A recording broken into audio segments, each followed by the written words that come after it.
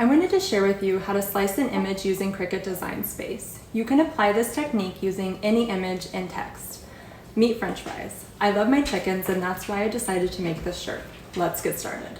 Please subscribe and ring the bell.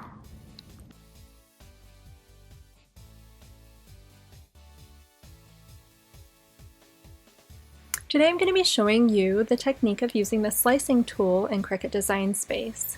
So I'm going to show you for this tutorial how I made my chicken mama shirt. So I went to my uploaded images and browsed, and I found some chicken silhouettes on Google and saved that. I just hit complex. You want to go to advanced options and change your color tolerance to 150 and erase that. Then I'm going to also hit the eraser tool and get rid of this extra stuff up here.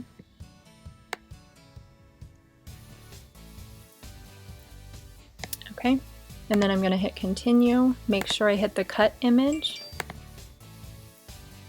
and then upload. Go ahead and insert my image. And there's my chicken. I'm going to make it a little bigger. Now I'm going to go to my text and go with mama. And I'm going to make this a different color just so you can see it a little better. And then I'm going to just make my text to fit as best as it can in here, where you can still read it.